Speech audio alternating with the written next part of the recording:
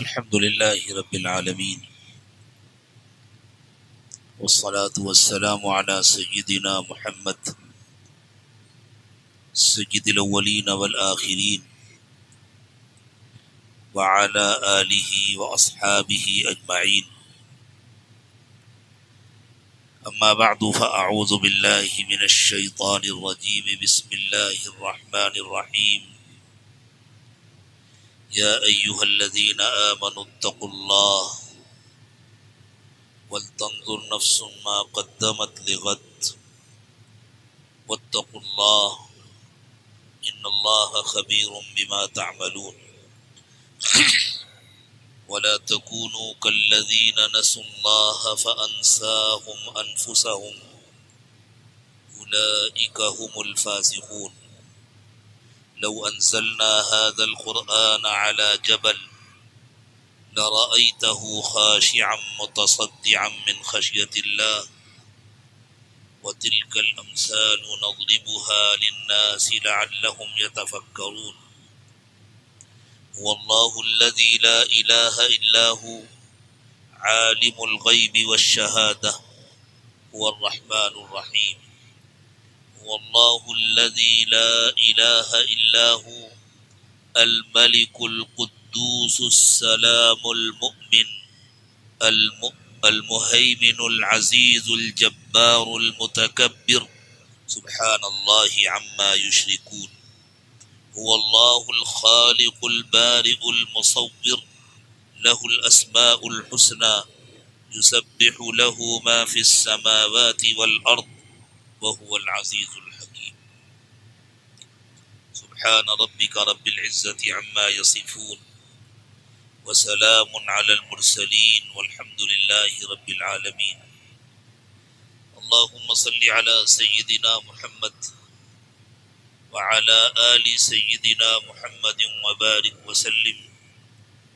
اللهم صل على سيدنا محمد وعلى آل سيدنا محمد وبارك وسلم.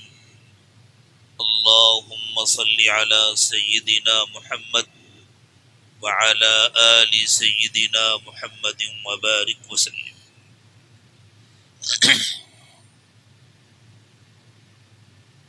جب انسان کو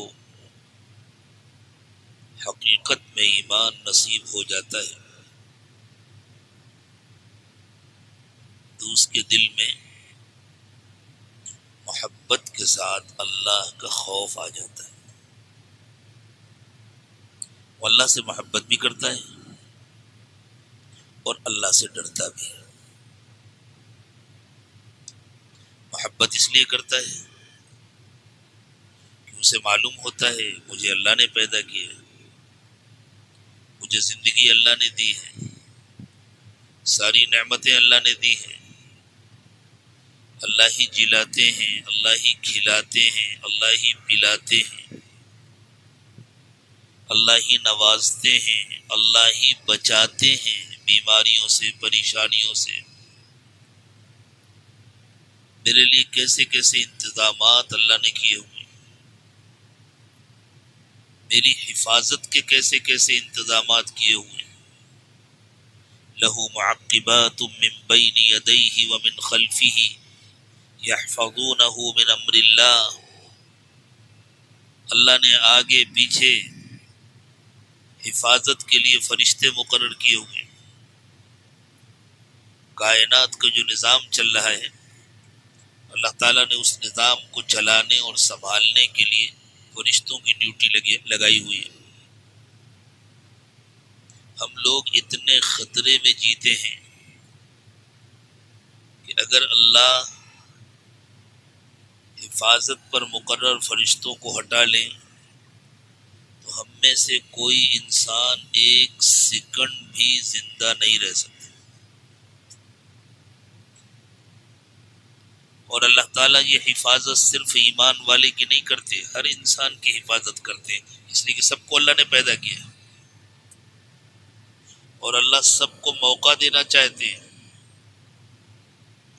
دنیا امتحان گاہ ہے, اس امتحان گاہ میں اللہ تعالیٰ سب کو موقع دینا چاہتے ہیں. اس موقع کے لیے ضروری ہے کہ سب کی حفاظت ہو، سب اپنی زندگی جی سکیں، اور جو خوش نصیب ہیں وہ اپنی آخرت بنا لیں، پھر اللہ کے ہاں جا کر ہمیشہ ہمیشہ کا انعام پائیں، ہمیشہ باقی رہنے والی جنتوں میں رہیں، اور جو بد نصیب ہیں وہ اپنی زندگی کو ضائع کریں، آخرت نہ بنا سکیں، اللہ کے پاس جا کر حساب میں ناکام ہوں اور پھر ہمیشہ کے لیے جہنم میں جائیں۔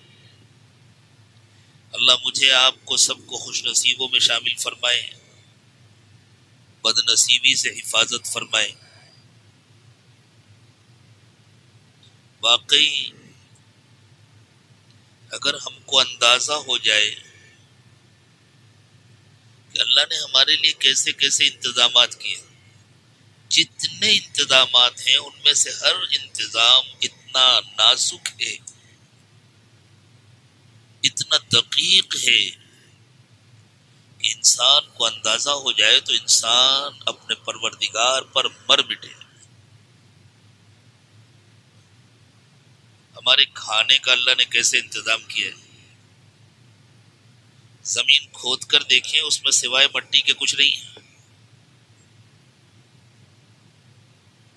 کوئی کسان زمین کھود کر اس میں سے گیہوں، چاول، دالیں، سبزیاں نہیں نکال سکتا،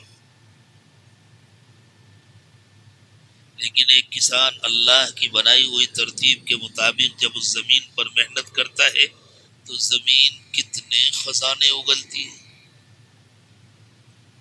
یہ ہمارے کھانے پینے کا انتظام ہے جو اللہ نے کیا ہوا۔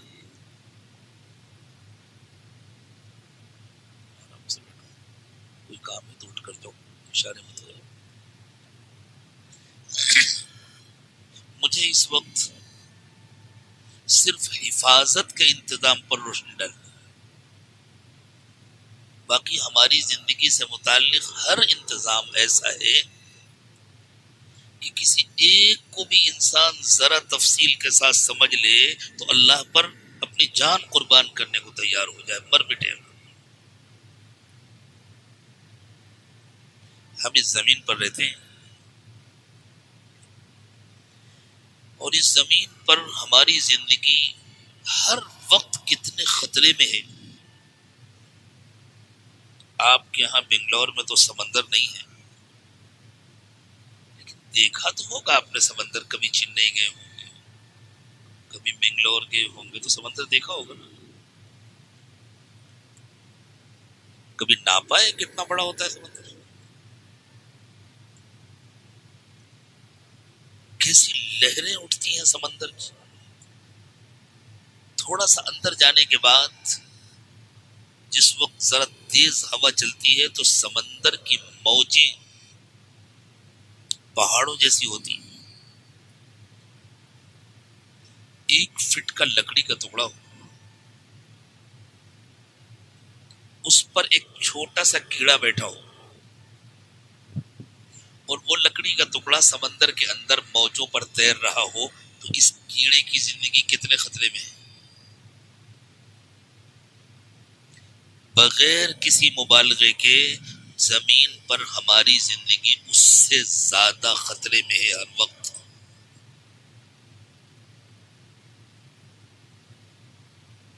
زمین کسی چیز پر ٹکی ہوئی تو نہیں ہے، وہ تو فضا میں تیر رہی ہے نا، اور فضا کتنی بڑی ہے، اس کے بعد اس کائنات کا خلا کتنا بڑا ہے۔ اللہ نے ہماری حفاظت کے لیے زمین کو ایسا باندھ رکھا ہے، نہ نظر آنے والی رسیوں سے،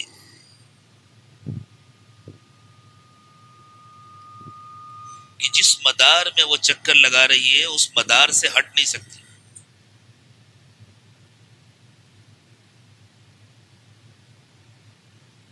کمہار کا چکا دیکھا ہے، اگر اس پر کنکر رکھا جائے تو رکتا ہے، چلتے ہوئے چاک پر اگر کنکر رکھا جائے تو رکتا ہے؟ دور جا کر گرتا ہے. یہ زمین 1000 کلومیٹر پر گھنٹے کی رفتار سے ہر وقت گھوم رہی ہے. عام طور سے جن ہوائی جہازوں میں ہم آپ سفر کرتے ہیں ان کی رفتار 700 یا 800 کلومیٹر ہوتی ہے. تو کتنے تیز اڑتے ہیں وہ. اور یہ زمین جس رفتار سے گھوم رہی ہے وہ 1 گھنٹے میں 1000 کلومیٹر ہے. اسی لیے پوری زمین کا قطر 24,000 کلومیٹر ہے. 24 گھنٹے میں چکر مکمل ہو جاتا ہے. مجھے اور آپ کو اس زمین پر باقی رہنا چاہیے یا کسان کے کمار کے چکے پر رکھے ہوئے کنکر کی طرح فضا میں اڑ جانا چاہیے؟ اڑ جانا چاہیے نا. اتنی تیز گھوم رہی ہے تو ہمیں اڑ جانا چاہیے. اللہ تعالیٰ کا انتظام دیکھیے. اللہ نے ہم کو چپکا بھی نہیں دیا درختوں کی طرح. اگر اللہ ہمیں درختوں کی طرح چپکا دیتے تو آپ اپنے گھر سے مسجد آ پاتے؟ مسجد میں زمین میں چپک جاتے تو واپس گھر جا پاتے؟ چپکایا نہیں اللہ نے. ہم اطمینان سے چلتے پھرتے ہیں. اس کے باوجود زمین نے اللہ کے حکم سے ہم کو پکڑ کر رکھا ہے. اس لیے ہم فضا میں اڑ نہیں جاتے. ہم چل رہے ہوتے ہیں, ہم ایک قدم دوسرا قدم اٹھا رہے ہوتے ہیں, ہم کو نظر نہیں آتی وہ گرفت, لیکن زمین نے ہم کو پکڑا ہوتا ہے. اسی لیے ہم فضا میں اڑ نہیں جاتے, غائب نہیں ہو جاتے. دوسرا چکر لگا رہی ہے زمین ایک بڑے دائرے میں جو 1 سال میں مکمل ہوتا ہے. پھر اس زمین کے اندر آگ ہی آگ بھری ہوئی ہے. ایسے خطرناک, ایسے جان لیوا اور دہکتے اور ابلتے ہوئے سیال مادے زمین کے اندر بھرے ہوئے ہیں کہ اگر ان کو باہر نکلنے کا موقع مل جائے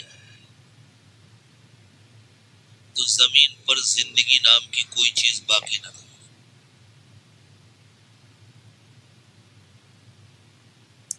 اور ایسا نہیں ہے کہ آج سائنسدانوں کو یہ بات معلوم ہو گئی ہے. حضرت محمد صلی اللہ علیہ وسلم کو یہ بات اس وقت معلوم تھی جب دنیا میں یہ بات کسی کو نہیں معلوم تھی. کیوں معلوم ہوئی تھی؟ اس لیے کہ حضرت محمد صلی اللہ علیہ وسلم کو وہ بتلاتا تھا جس نے خود بنایا ہے. جس نے زمین کو خود بنایا اس نے اپنے نبی پاک صلی اللہ علیہ وسلم کو بتلایا. اللہ تعالیٰ نے فرمایا اَأَمِنْتُم مَّن فِي السَّمَاءِ أَن يَخْسِفَ بِكُمُ الْأَرْضَ فَإِذَا هِيَ تَمُورُ. تم منمانی زندگی گزارتے ہو, تم اللہ سے نہیں ڈرتے, تم اللہ کا کہنا نہیں مانتے. کیا تم اس بات سے مطمئن ہو گئے ہو کہ اگر آسمان والا رب چاہے, یہ آسمان والا جو کہا جاتا ہے اس سے بعض لوگوں کو اس زمانے میں دھوکہ ہونے لگا ہے. اللہ آسمان میں ہے, زمین میں نہیں ہے. زبردستی اس کو اس مسئلہ بنا لیا لوگوں نے. تو اللہ تو آسمان میں ہے, زمین میں تھوڑی ہے. اللہ نے خود فرمایا آسمان والا.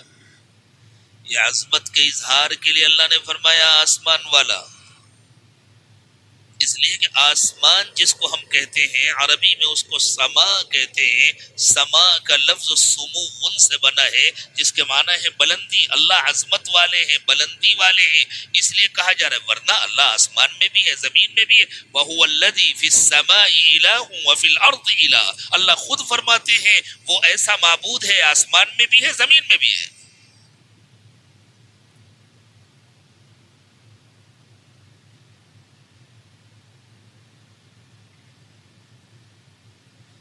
سعودی عرب میں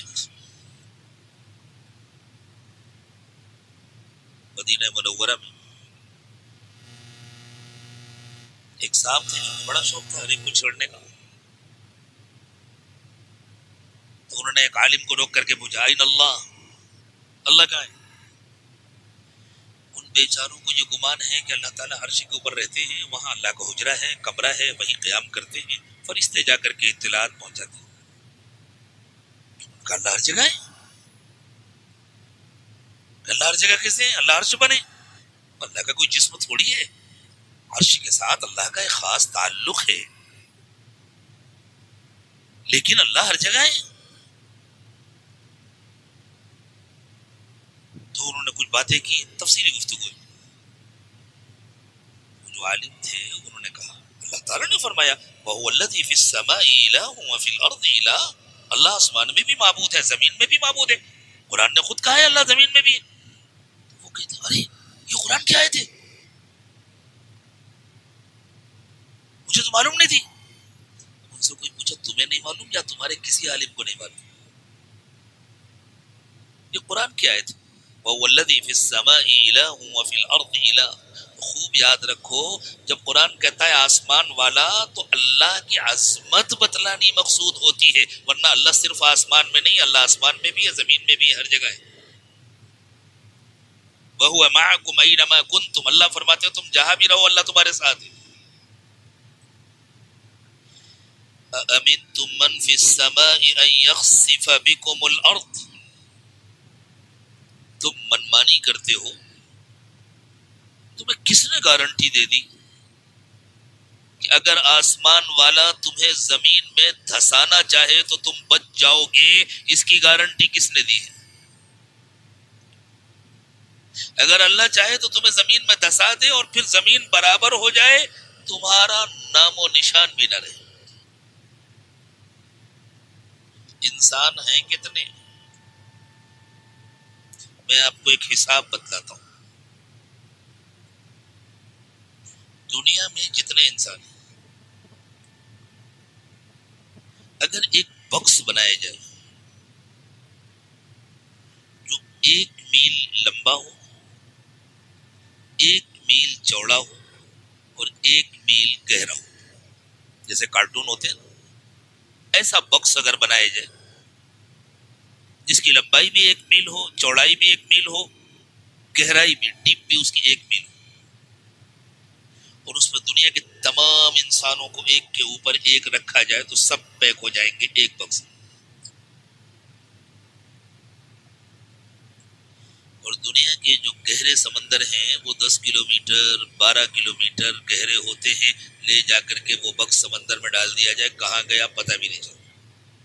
اتنی ہے انسانوں کی عقل. سمندر میں بھی ڈالنے کی ضرورت نہیں ہے. جس زمین کے اوپر ہم رہتے ہیں، جس زمین پر ہم چلتے پھرتے ہیں، یہ اوپر سے ہم کو سخت نظر آتی ہے. اور یہ بھی حیرت کی بات ہے، سخت اتنی ہے کہ 100 منزلہ عمارتیں کھڑی رہتی ہیں، اندر دھستی نہیں ہے. اور اسی کے ساتھ نرم اتنی ہے کہ ایک بالش اندر کھود کر یا 1 میٹر کھود کر ایک بیج ڈال دو تو اس کا اتنا کمزور سا پودا وہ زمین کو پھاڑ کر کے باہر آ جاتا ہے. اس بیج کے لیے یہ زمین اتنی نرم ہے کہ وہ پودا باہر نکل آتا ہے، اور بلڈنگوں کے لیے، عمارتوں کے لیے اتنی سخت ہے، ہم چلتے ہیں ہمارے پیر زمین کے اندر نہیں دھستے. لیکن یہ بھی زمین کا اوپر کا چھلکا ہے جس کو اللہ تعالیٰ نے ایسا بنایا ہے، جس کو عربی میں قشرۃ الارض کہتے ہیں، زمین کا چھلکا۔ اندر اللہ نے پوری زمین میں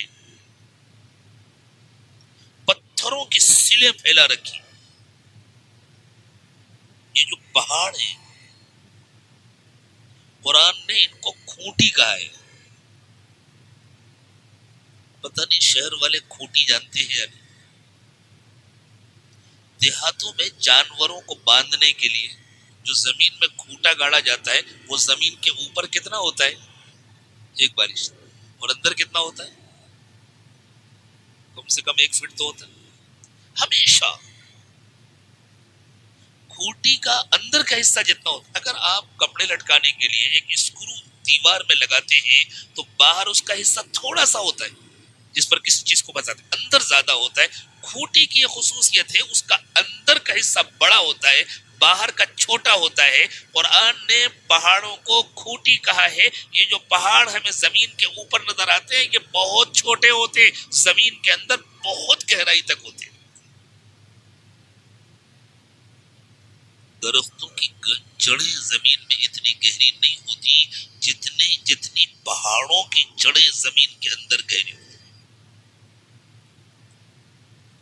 اللہ تعالیٰ نے فرمایا کہ ہم نے زمین میں پہاڑ اس لیے بنائے ہیں تاکہ زمین ڈولے نہیں۔ آپ کے گھروں میں دودھ تو آتا ہے نا، جن کے گھر میں تھیلی والا دودھ آتا ہے ان کو یہ بات آسانی سے سمجھ میں آئے گی۔ دودھ کی تھیلی کو ایک پلیٹ میں رکھ دیجیے تو وہ سیدھی نہیں رکھتی، ذرا سا پلیٹ کو حرکت دیجیے تو ادھر گھومے گی ادھر گھومے گی۔ زمین پلیٹ کو تو آپ ہلکی سی حرکت دیتے ہیں، زمین تو ہر وقت اس سے زیادہ حرکت میں، اور اندر دودھ سے زیادہ سیال مادے بھرے ہوئے ہیں، تو زمین کے اوپر کی سطح کو ہر وقت ڈولنا چاہیے تھا۔ زمین ڈولے نہیں، اس کی خاطر اندر اللہ تعالیٰ نے پہاڑوں کو پھیلا رکھا۔ ایک عام آدمی سمجھتا ہے اوپر سے پہاڑ اس لیے بنائے تاکہ زمین ڈولے نہیں۔ اوپر سے تو اللہ تعالیٰ نے زمین کے بیلنس کو برابر رکھنے کے لیے پہاڑوں کا کچھ حصہ اوپر نکال دیا۔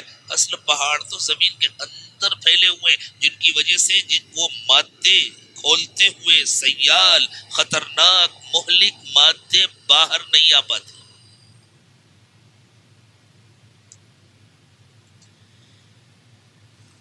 انہی پلیٹوں میں اگر تھوڑی سی حرکت ہوتی ہے اندر کے مادوں کے ٹکرانے کی وجہ سے، یا اندر کسی قسم کے نظام میں تبدیلی کی وجہ سے، تو زلزلہ آتا ہے۔ یہ عمل پہاڑوں کے اندر ہوتا ہے تو سونامی آتا ہے، طوفان آتے ہیں۔ اگر اللہ تعالیٰ چاہیں ان پلیٹوں کو کھسکا دیں اور کسی ذریعے سے بھی اللہ تعالیٰ زمین کی کشش ثقل کو بڑھا دیں تو پوری انسانی آبادی زمین کے اندر غائب ہو جائے گی، زمین اوپر سے برابر ہو جائے گی، پتہ بھی نہیں چلے۔ 2005 کا واقعہ ہے، 16 سال پہلے ہمارے یہاں ہندوستان میں بہت خطرناک زلزلہ آیا تھا۔ اوپر کا حصہ دہلی اور اس سے اوپر کا حصہ زیادہ متاثر ہوا تھا، اور کشمیر کا وہ حصہ جو ہمارے ملک میں ہے وہ، اور جو پڑوس کے ملک میں وہ بہت زیادہ متاثر ہوا۔ بہت خطرناک زلزلہ آیا تھا۔ اس زلزلے کے آنکھوں دیکھے مناظر جن لوگوں نے بیان کیے، اس کی کچھ تفصیلات مجھے پڑھنے کا موقع اللہ نے دیا تھا۔ ان لوگوں نے بتلایا کہ پہاڑ ایسا لگ رہا تھا جیسے یوں ایک دوسرے سے آ کر مل رہے ہیں اور بعد میں یوں ہٹ، جیسے چاند کے 2 ٹکڑوں کو مکے والوں نے الگ ہوتے اور ملتے دیکھا تھا، اس موقع پر لوگوں نے اپنی آنکھوں سے پہاڑوں کو یوں ملتے اور الگ ہوتے دیکھا۔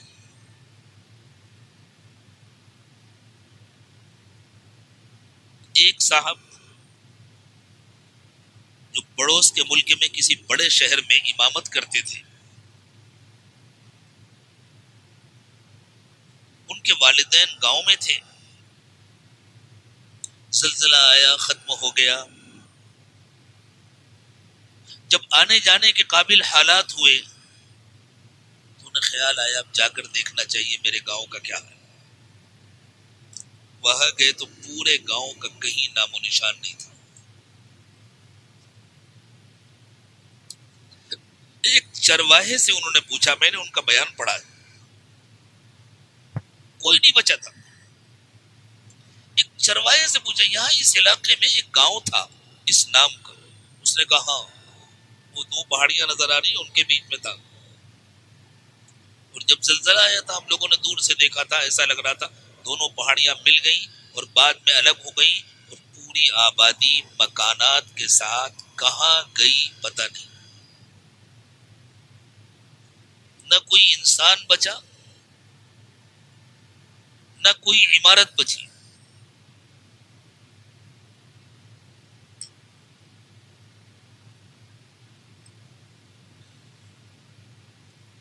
اور زمین اوپر سے پھر برابر. ایک صاحب جو ہمارے حضرت میر صاحب سے بیعت ہیں، فوجی آفیسر تھے اس وقت، ابھی وہ ڈیوٹی پر ہیں یا ریٹائرڈ ہو گئے مجھے نہیں معلوم. انہوں نے حضرت کو اپنا یہ واقعہ خود سنایا. حضرت کی زبان سے ہم نے سنا کہ حضرت میں اپنے مکان میں اپنی بیوی اور بچوں کے ساتھ سو رہا تھا. دو بچے تھے ان کے، یہ نوجوان آدمی تھے. تو اچانک میری بیوی کی آنکھ کھلی تو اسے مکان ہلتا ہوا محسوس ہوا. اسے ڈر لگا، اس نے مجھے جگایا. میں نے آنکھ کھول کر کے دیکھا تو مجھے دیوار میں شگاف محسوس ہوا. میں سمجھ گیا، چونکہ ان لوگوں کو تعلیم دی جاتی ہے، پڑھایا جاتا ہے، میں سمجھ گیا کہ زلزلہ آ رہا ہے. مکان نیچے زمین پر تھا. وہ کہتے ہیں میں جلدی سے کھڑکی سے باہر کودا. اتنا وقت نہیں تھا کہ نکل کر کے دروازے سے باہر جائیں. کمرے کی کھڑکی سے میں باہر کودا اور میں نے اپنی بیوی سے کہا بچے مجھے دو. زمین کی کشش ثقل مستقل بڑھتی جا رہی تھی. ایک بچے کو دیا، میں نے لیا، بڑی مشکل سے کھینچ کے بچے کو نکالا، دوسرے کو نکالا. اب میں اپنی بیوی کو کھینچ رہا ہوں اور زمین اس کو اپنی طرف کھینچ رہی ہے. کہتے جان بچانے کے لیے مجبوراً مجھے اس کے بال دونوں ہاتھوں سے پکڑ کر پوری طاقت سے کھینچ کے نکالنا پڑا. جان بچانے کے لیے کچھ بھی کرنا پڑتا ہے. پھر یوں کہتے ہیں کہ ہمیں جتنی دعائیں یاد تھیں ہم نے پڑھنا شروع کیا. اللہ نے ہماری حفاظت کی. ایک بچے کو میں نے گود میں لیا، ایک بچے کو بیوی نے گود میں لیا. وہ کہتے ہیں میں فوجی آدمی، میں 20-20 کلو کا وزن لے کر دوڑنے کا عادی، میں اپنے چھوٹے سے بچے کو لے کر چل نہیں پا رہا تھا. ایسا لگ رہا تھا کہ زمین نے پیر کو پکڑا ہوا ہے. میں بھی اور بیوی بھی دونوں بس اللہ کا نام لیتے ہوئے چلے جا رہے تھے، چلے جا رہے تھے. جتنی دور جا سکے گئے، اور تھوڑی دیر کے بعد پلٹ کر کے دیکھا تو پورے گاؤں کا وجود ختم ہو چکا تھا. ایک مکان بھی نہیں بچا تھا، سارے مکانات زمین میں غائب ہو چکے تھے. اور انہوں نے کہا کہ حضرت زمین پر ایسی لہریں نظر آ رہی تھی جیسے پانی کی لہریں ہوتی ہیں.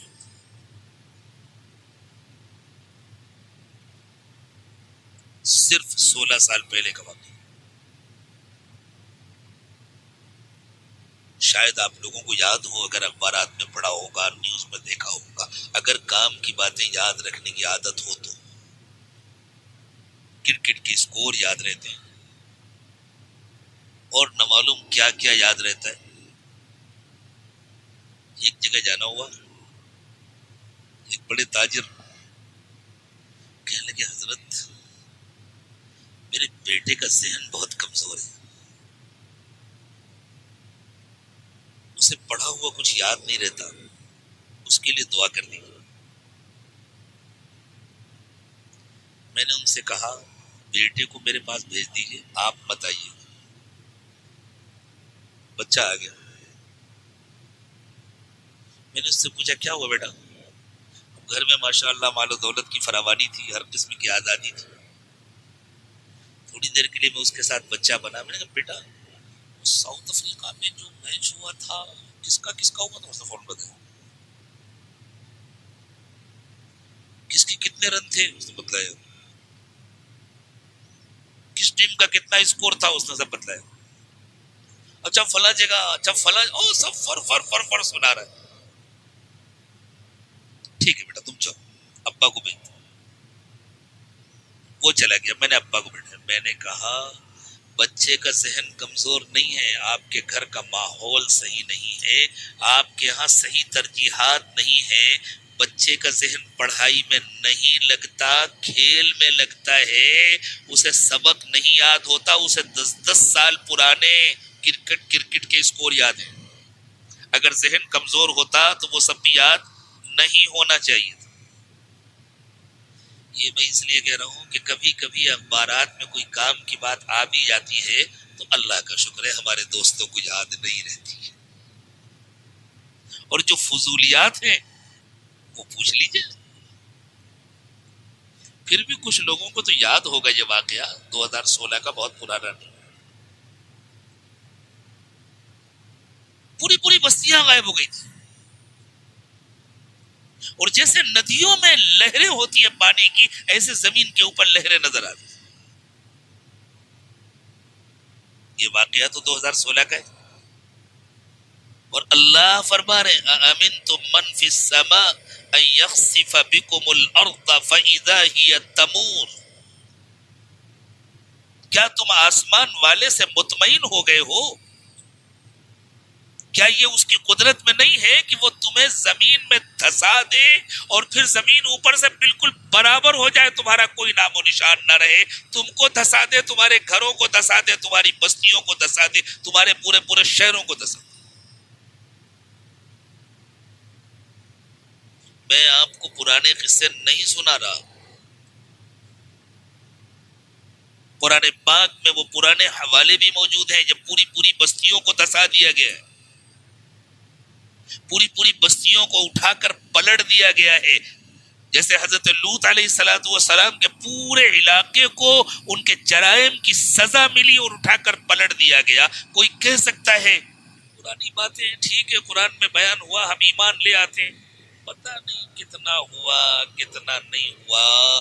یہ تو 16 سال پہلے کا جو واقعہ ہے، دنیا کا کوئی انسان اس کا انکار کر سکتا ہے؟ کوئی مومن، کوئی کافر؟ جو ہوا وہ تو ابھی بھی ہو سکتا ہے. خطرہ تو ہر وقت موجود ہے نا. اس خطرے کے اوپر ہم کتنے آرام سے رہتے ہیں، چلتے ہیں، پھرتے ہیں. ہماری حفاظت کون کرتا ہے؟ صرف نیچے سے خطرہ نہیں ہے، اوپر سے اس سے بڑا خطرہ ہے.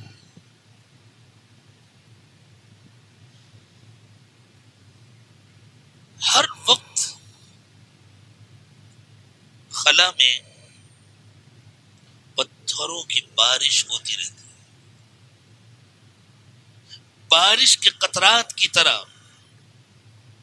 شہاب ثاقب برستے ہیں، جن کو اردو والے شہاب ثاقب کہتے ہیں. شہاب لفظ ہے.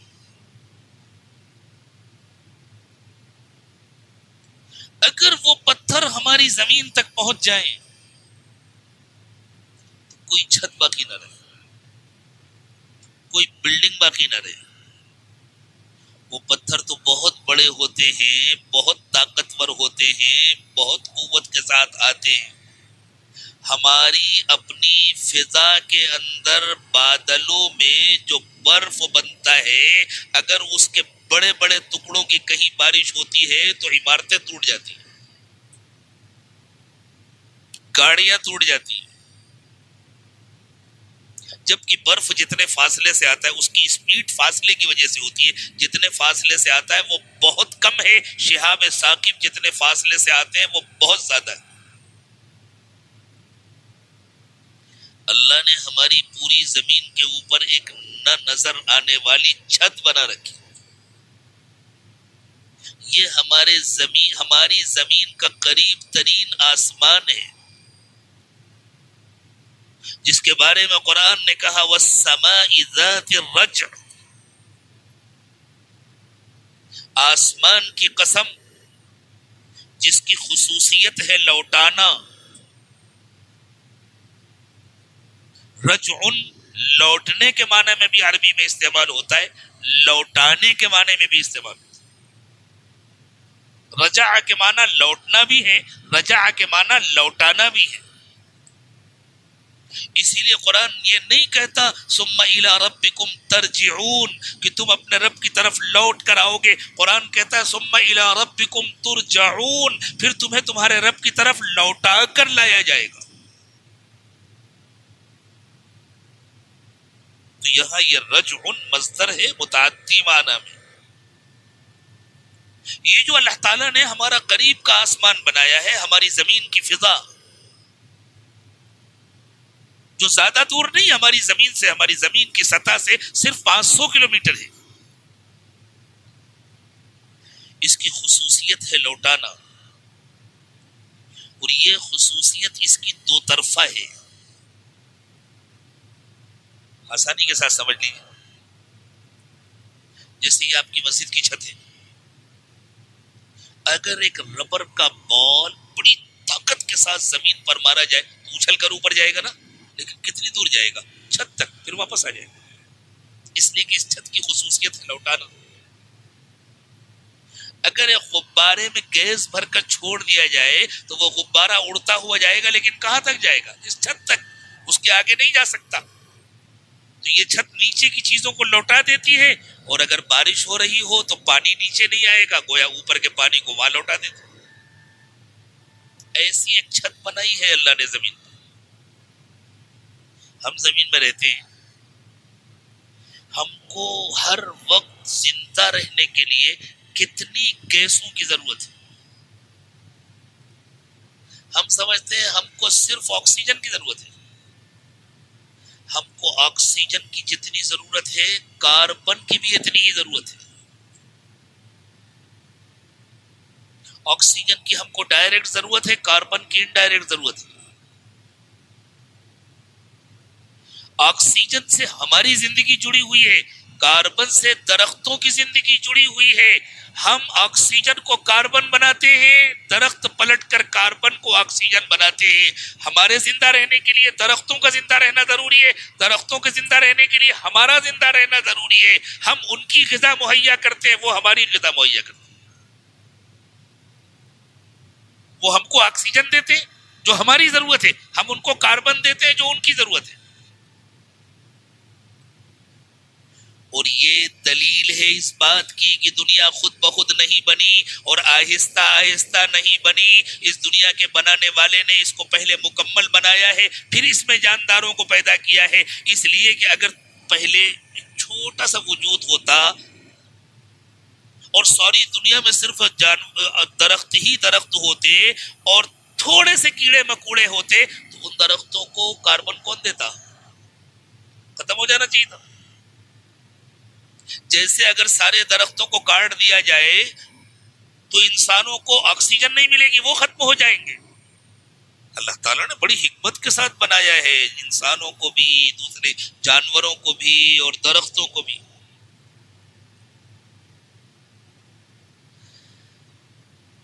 ابھی کچھ دن پہلے آکسیجن کی بڑی قلت ہو گئی تھی نا. یہ نمونے ہیں جو اللہ تعالیٰ ہم کو دکھاتے ہیں. یہ جو اللہ نے فرمایا نا وَتِلْكَ الْأَمْثَالُ نَضْرِبُهَا لِلنَّاسِ لَعَلَّهُمْ يَتَفَكَّرُونَ، یہ مثالیں ہیں جو ہم لوگوں کو بتلاتے ہیں تاکہ لوگ غور و فکر کریں. قرآن کے انہی جملوں کو کھولا جاتا ہے ان نمونوں کے ذریعے سے، ان مثالوں کے ذریعے سے. یہی مثالیں ہیں جو اللہ تعالیٰ دکھاتے ہیں. آکسیجن کا سلنڈر جو عام دنوں میں کتنے کا ملتا ہے؟ 350. کتنے کا بکا؟ مجھ سے یہ نہ پوچھئے گا کس نے بیچا. ان چوروں کی فہرست بہت لمبی ہے اور ان کے ہاتھ بھی بہت لمبے ہیں. ان کے ہاتھ کاٹنے کا تو صرف ایک ہی ذریعہ ہے آپ کے پاس، ایک بٹن، اللہ کرے اس کا صحیح استعمال آ جائے، بس اتنا مہنگا بکا نا۔ سلنڈر کے اندر کیا ہوتا ہے؟ آکسیجن۔ سلنڈر کھول دے تو آکسیجن بچے گی؟ اڑ جائے گی نا، استعمال کے قابل بچے گی؟ گلاس میں نکال کر کے کسی کو آکسیجن دی جا سکتی ہے؟ چائے کے کپ میں پیش کی جا سکتی ہے؟ اگر کوئی سمجھدار آدمی یا میرا جیسا بیوقوف آدمی گلاس میں نکال کر پیش کرے مریض کو، یہ لے لیجیے آپ، تو رہے گی؟ گلاس میں نہیں رہتی تو زمین میں کیسے رہتی ہے؟ کپ میں نہیں رہتی تو زمین میں کیسے رہتی ہے؟ ہم کتنے آسمان سے آرام سے سانس لے رہے ہیں، اس لیے کہ اس پوری فضا میں آکسیجن ہے، تو یہاں کیوں ہے؟ یہ روکنے کا انتظام کس نے کیا ہوا ہے؟ یہ اہم سوال نہیں ہے؟ یہ جو اللہ تعالیٰ نے فضا کو پیک کیا ہوا ہے نا، اس کی وجہ سے یہ انتظام ہے۔ آکسیجن اڑتی ہے لیکن وہاں ٹکرا کر واپس آ جاتی ہے۔ جیسے آپ روم کو بالکل پیک کر دیں، ایئر ٹائٹ بنا دیں، تو آکسیجن باہر نہیں جا سکتی۔ اسی طرح اللہ تعالیٰ نے پوری فضا کو ایسا ایئر ٹائٹ بنایا ہوا ہے کہ وہ واپس آ جاتی ہے۔ اوپر سے جو شہاب ثاقب کی بارش ہو رہی ہوتی ہے، وہ پتھر وہاں سے واپس ہو جاتے ہیں، اور نیچے سے جو گیسیں اڑ کر جاتی ہیں، وہ ساری گیسیں نیچے کی طرف واپس آ جاتی ہیں۔ وَالسَّمَاءِ ذَاتِ الرَّجْعِ، یہ ہماری زندگی کی حفاظت کا انتظام ہے۔ ورنہ اگر اس رکاوٹ کو اللہ دور کر دیں، اس چھت کو اللہ تعالیٰ ہٹا دیں، تو نہ ہمارے سانس لینے کے لیے کوئی گیس بچے، نہ درختوں کے سانس لینے کے لیے کاربن بچے، نہ انسانوں اور جانوروں کے سانس لینے کے لیے آکسیجن بچے، اور نہ اوپر سے برسنے والے پتھروں کے لیے کوئی رکاوٹ ہو، نہ کوئی درخت باقی رہے، نہ کوئی مکان باقی رہے، نہ کوئی جانور باقی رہے، نہ کوئی انسان باقی رہے۔ آپ کیا سمجھتے ہیں یہ بات اس زمانے کے سائنسدانوں کو معلوم ہوئی؟ جب دنیا میں یہ بات کسی کو نہیں معلوم تھی، اس وقت یہ بات محمد رسول اللہ صلی اللہ علیہ وسلم کو معلوم تھی، اور حضور اکرم صلی اللہ علیہ وسلم نے ایمان والوں کو یہ بات قرآن کے حوالے سے بتلائی تھی، اس لیے کہ جس نے زمین اور آسمان کو بنایا، اس نے اپنے نبی صلی اللہ علیہ وسلم کو بتلایا تھا۔ اللہ نے فرمایا أَأَمِنْتُمْ مَنْ فِي السَّمَاءِ أَن يُرْسِلَ عَلَيْكُمْ حَاصِبًا، کیا تم آسمان والے سے مطمئن ہو اگر وہ چاہے تو تم پر پتھروں کی بارش کر دے؟ فَسَتَعْلَمُونَ كَيْفَ نَذِيرٌ، پھر تمہیں پتہ چلے کہ میں کیسے ڈراتا ہوں۔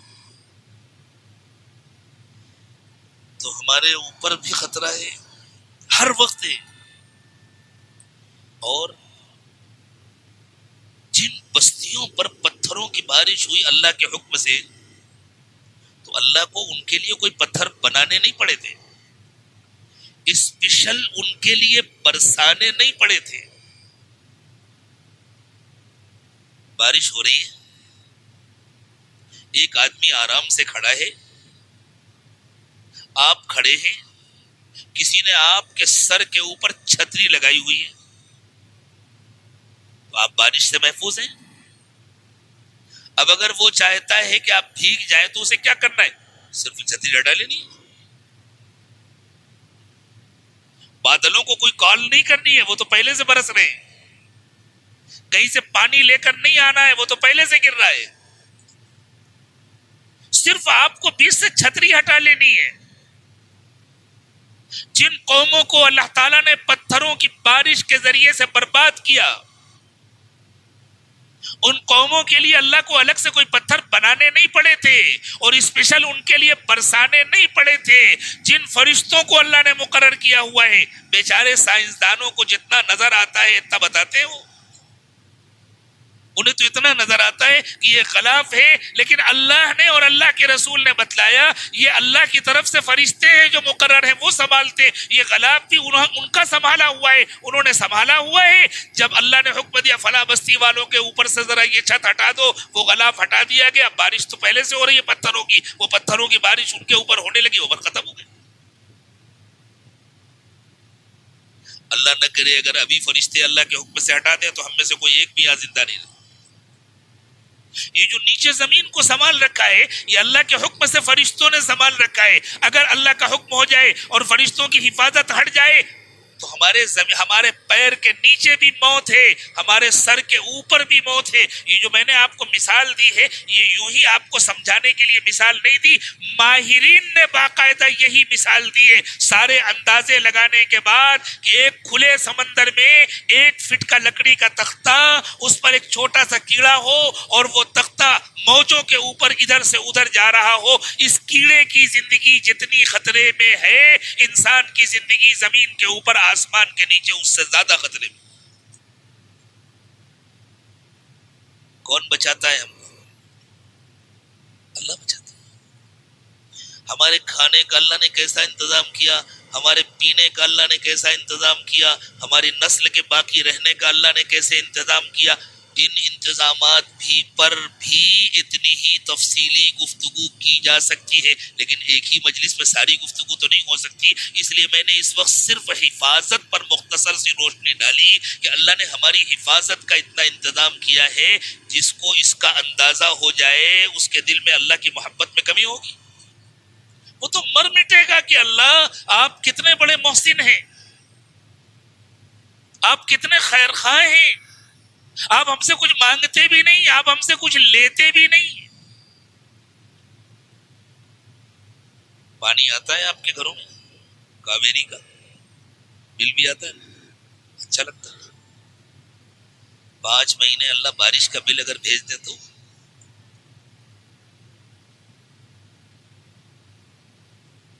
کوئی بھر پائے گا؟ اور اس بارش کے بغیر تو کاویری میں بھی پانی نہیں آتا. بجلی استعمال کرتے ہیں کتنا مزہ آتا ہے, اور جب بل آتا ہے تو اس سے زیادہ مزہ آتا ہے. سورج کا بل اگر اللہ بھیج دے تو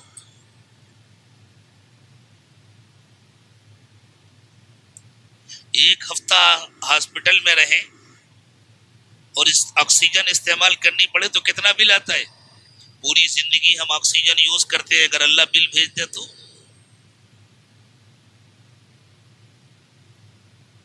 کوئی ہے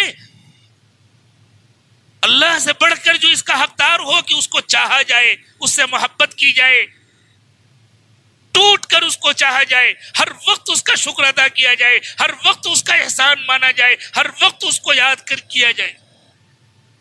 کون ہے ہمیں بچانے والا, کون ہے ہمیں کھلانے والا, کون ہے ہمیں پلانے والا؟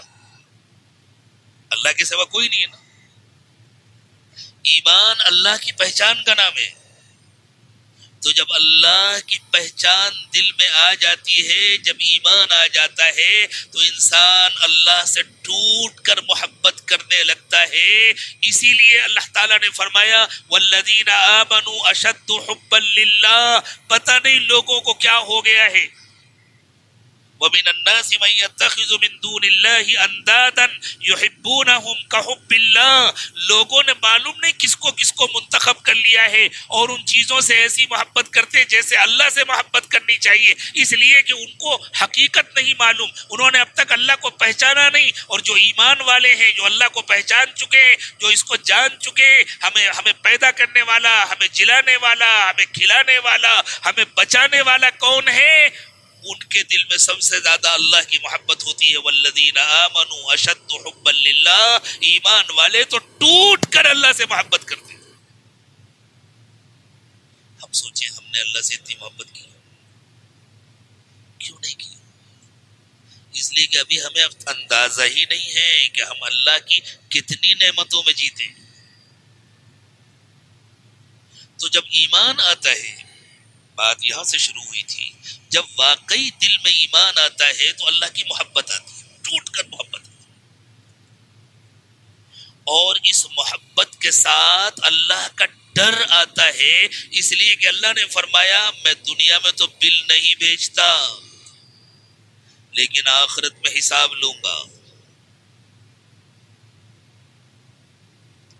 کوئی سمجھدار آدمی دنیا کا کوئی کام فضول نہیں کرتا.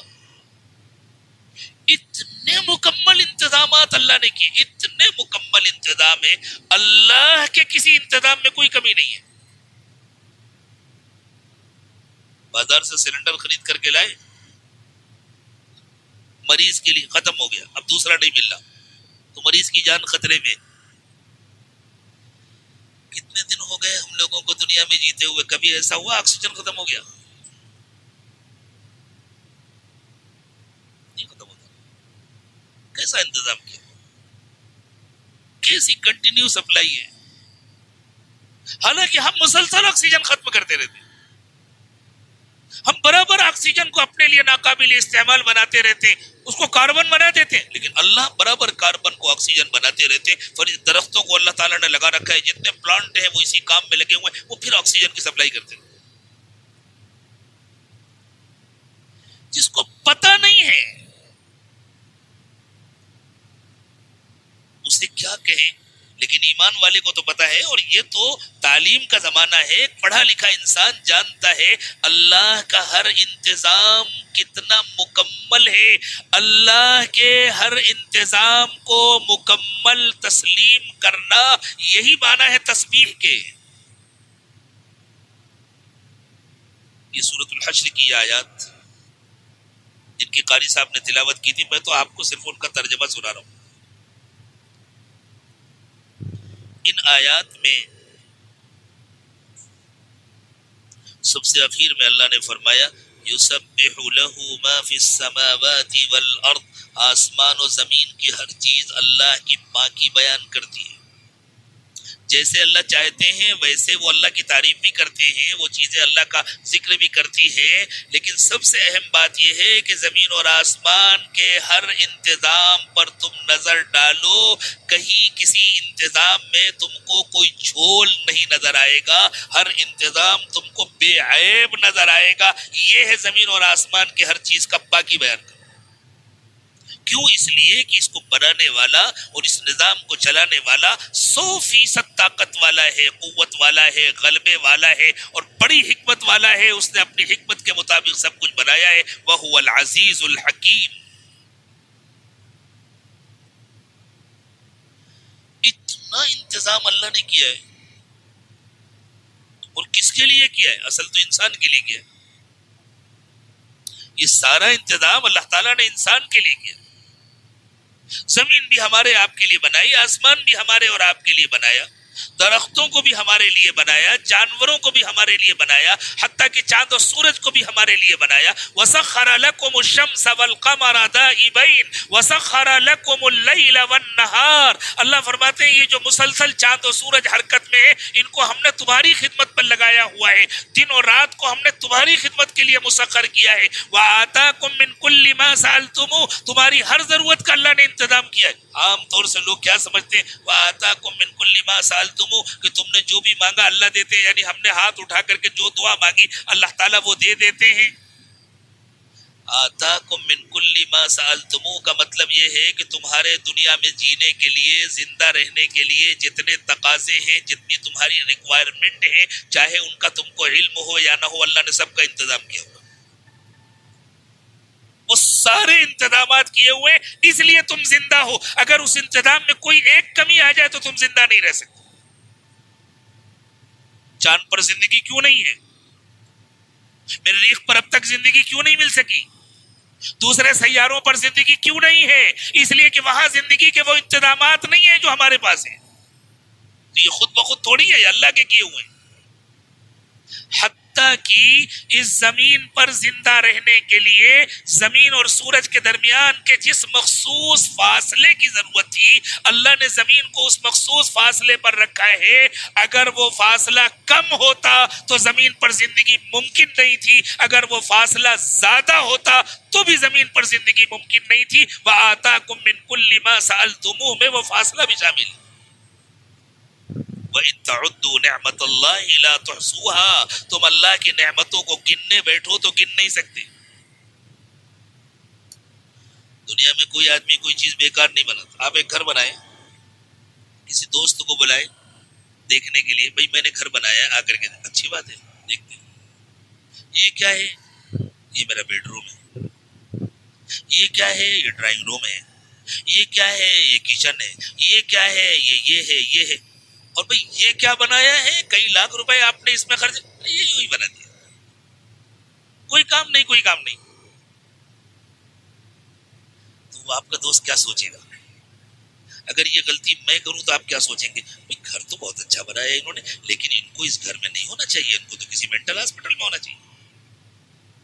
یہ اس گھر میں رہنے کے قابل نہیں ہے، ان کو تو کسی دماغ کے ڈاکٹر دواخانے میں ہونا چاہیے. یہ کوئی بات ہوئی؟ کئی لاکھ روپے خرچ کر دیے اور کہہ رہے کوئی مقصد نہیں. اتنی بڑی کائنات اللہ نے انسان کے لیے بنائی اور انسان کو کسی مقصد سے نہیں بنایا. اس سے بڑی بے وقوفی کی کوئی بات ہو سکتی ہے؟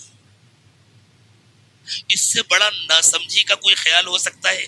لیکن میرے دوستو، جو من مانی زندگی گزار رہا ہے وہ یہی سمجھ رہا ہے کہ میری زندگی کا کوئی مقصد نہیں.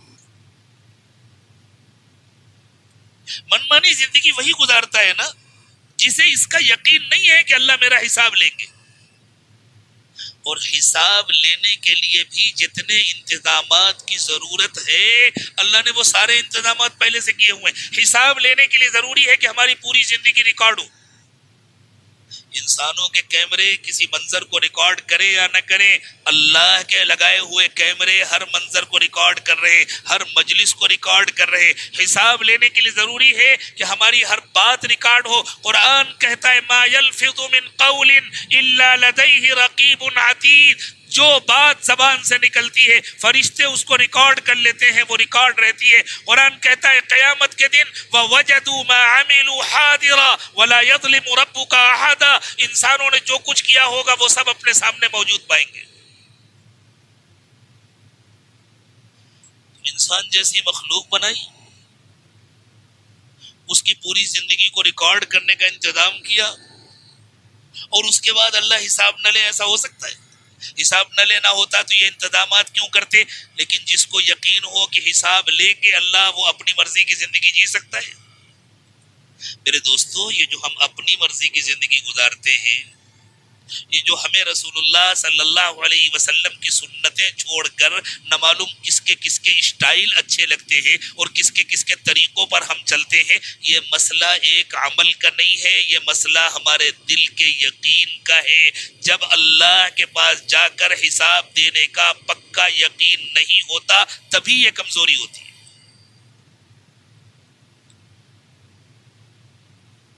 اور جب یقین ہوتا ہے کہ نہیں اللہ کے پاس جائیں گے تو حساب ہوگا، اللہ نے سارا انتظام کیا ہوا ہے، اللہ حساب لیں گے، تو پھر انسان ڈرتا ہے جب حساب لیں گے تو مجھے ہر عمل اللہ کے حکم کے مطابق کرنا ہے، اور اللہ نے اس عمل کو کرنے کا جو نمونہ مجھے دیا ہے مجھے اس نمونے کے مطابق کرنا ہے. وہ نمونہ کون ہے؟ وہ حضرت محمد صلی اللہ علیہ وسلم ہے، وہ محمد رسول اللہ صلی اللہ علیہ وسلم کی پوری زندگی ہے. لقد کان لکم فی رسول اللہ اسوۃ حسنہ، تمہارے لیے اللہ کے رسول کی زندگی بہترین نمونہ ہے. لیکن اس نمونے کو کون اختیار کرے گا؟ لمن کان یرجو اللہ والیوم الآخر وذکر اللہ کثیرا. جسے اللہ کا یقین ہوتا ہے، قیامت کا یقین ہوتا ہے، اور جو ہر وقت اللہ کو یاد کرتا ہے، جسے اللہ کا یقین ہوتا ہے کہ سب کچھ اللہ نے دیا ہے، سب کچھ اللہ نے بنایا ہے، اور جسے قیامت کا یقین ہوتا ہے کہ قیامت کے دن اللہ مجھ سے حساب لیں گے، تو پھر وہ ہر وقت اللہ سے ڈرتا ہے مجھے اس کام کا بھی حساب دینا ہے، مجھے اپنے چہرے کا بھی حساب دینا ہے، مجھے اپنے لباس کا بھی حساب دینا ہے، مجھے اپنے کھانے پینے کا بھی حساب دینا ہے، مجھے اپنے سونے جاگنے کا بھی حساب دینا ہے، مجھے اپنے کمانے کا بھی حساب دینا ہے، مجھے اپنے خرچ کرنے کا بھی حساب دینا ہے. تو پھر وہ اپنا ہر کام حضرت محمد صلی اللہ علیہ وسلم کے طریقے کے مطابق کرتا ہے. اس کے دل میں ہر وقت اللہ کا ڈر لگا رہتا ہے، وہ ہر وقت اللہ کو یاد کرتا ہے. تو اللہ نے فرمایا حضور کو نمونہ وہ بناتا ہے لمن کان یرجو اللہ والیوم الآخر وذکر اللہ کثیرا. جس کو اللہ کا یقین ہوتا ہے، آخرت کا یقین ہوتا ہے، اور جو ہر وقت اللہ کو یاد کرتا ہے، وہ نبی صلی اللہ علیہ وسلم کے طریقے پر زندگی گزارتا ہے. پھر تو ہر وقت ڈرتا رہتا ہے نا. ایمان کا یہ لازمی تقاضا ہے. جب ایمان مل جاتا ہے، جب ایمان دل میں آ جاتا ہے، تو اس ایمان کے ذریعے سے اللہ کی بے پناہ محبت دل میں آتی ہے، اور اللہ سے جوڑنے والے جتنے لوگ ہیں سب کی محبت آتی ہے. سب سے پہلے اللہ سے جوڑنے والے اللہ کے نبی ہیں، تمام انبیاء کرام ہیں. ان انبیاء کرام کے سردار ہیں حضرت محمد صلی اللہ علیہ وسلم، جن کے ذریعے بندہ اللہ سے جڑتا ہے تو وہ اللہ سے محبت کرتا ہے، اللہ کے نبیوں سے محبت کرتا ہے. اللہ کے تمام ولی، اللہ سے تمام محبت کرنے والے، تمام علماء، تمام صلحاء، وہ سب اللہ سے جوڑنے والے، اللہ کا راستہ بتلانے والے، اللہ کا دین سکھانے والے، اس کو سب سے محبت ہوتی ہے. جن سے اللہ نے محبت کرنے کا حکم دیا ان سب سے محبت ہوتی ہے، والدین سے بھی ہوتی ہے، اولاد سے بھی ہوتی ہے، لیکن وہ ساری محبتیں اللہ کی محبت کا حصہ ہوتی ہے. پھر باپ کو بیٹے سے محبت ہوتی ہے اس لیے کہ یہ میرے اللہ کا دیا ہوا تحفہ ہے، اور مجھے اللہ کے پاس اس کا حساب دینا ہے کہ میں نے اس کی صحیح تربیت کی ہے یا نہیں.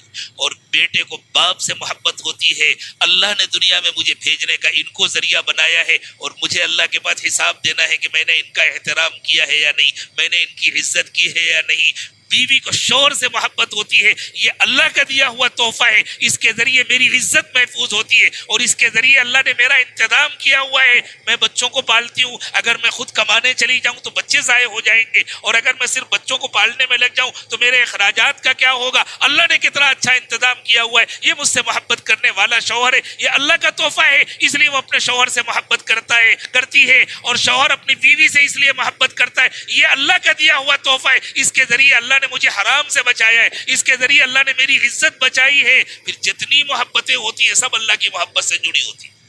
جیسے درخت کی شاخیں درخت کی جڑ سے جڑی ہوتی ہیں، اسی طرح جتنی جائز محبتیں وہ سب اللہ کی محبت سے جڑی ہوتی ہے، اور اس کی زندگی میں کوئی ناجائز محبت نہیں ہوتی.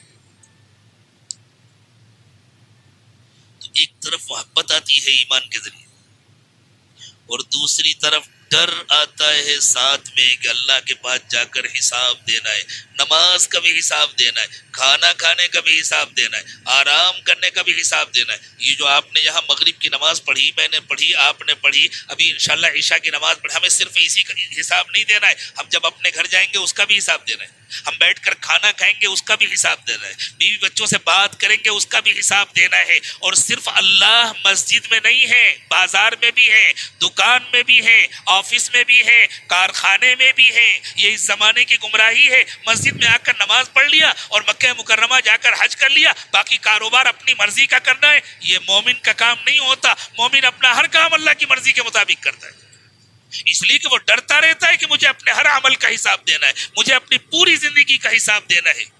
محبت کے ساتھ ڈرنے کو تقویٰ کہتے ہیں.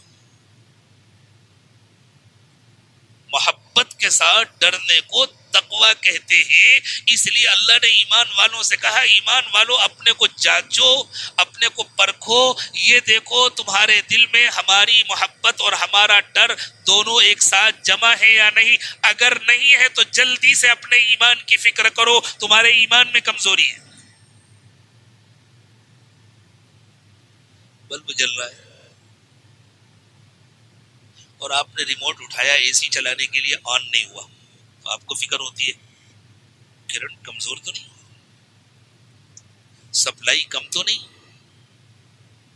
بہت کم سپلائی ہے لگتا ہے. بلب جل رہا ہے لیکن اے سی نہیں چل رہا، گیزر نہیں چل رہا، ہیٹر نہیں چل رہا. ہوتا ہے یا نہیں ہوتا ہماری روزمرہ کی زندگی میں؟ میں نماز تو پڑھ رہا ہوں لیکن مارکیٹ میں جھوٹ بول رہا ہوں، دھوکہ دے رہا ہوں، بےایمانی کر رہا ہوں.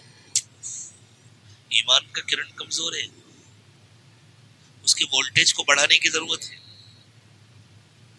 اسی لیے کلمہ پڑھنے کے باوجود میری زندگی میں تقویٰ نہیں آ رہا. اگر ایمان کا وولٹیج درست ہو جائے گا تقویٰ آ جائے گا. یا ایھا الذین آمنوا اتقوا اللہ، ایمان والو تقوی کی فکر کرو، ایمان والو متقی بنو. یہ متقی الگ سے کوئی مخلوق نہیں ہوتی. تقوی ایمان کا لازمی حصہ ہے. ایمان کامل ہو تقوی خود بخود آئے گا. اور جب ایمان کامل ہے، تقوی آ گیا، اسی کا نام ولایت ہے۔ اولیاء کی کوئی سیگیں نہیں ہوتی، کوئی الگ سے مخلوق نہیں ہوتی جو آسمان سے برستی ہو اور زمین سے اگتی ہو۔ الا ان اولیاء اللہ لا خوف علیہم ولا هم يحزنون، یہ آیت تو خوب یاد رہتی ہے کہ جو اللہ کے ولی ہیں نہ ان کے لیے کوئی ڈر ہے نہ ان کے لیے کوئی غم ہے۔ آگے اللہ نے بتلایا، تمہیں پتہ ہے اللہ کے ولی کون ہے؟ الذین آمنوا وکانوا یتقون، اللہ کے ولی وہ ہیں جو مومن ہیں، متقی ہیں، جن کا ایمان اتنا کامل ہے کہ ان کا تقوی کامل ہے، وہی اللہ کے ولی۔ اور ہر مسلمان کو اللہ کا ولی ہونا چاہیے، ہر مسلمان کو، اس لیے کہ ہر مومن کو متقی ہونا چاہیے۔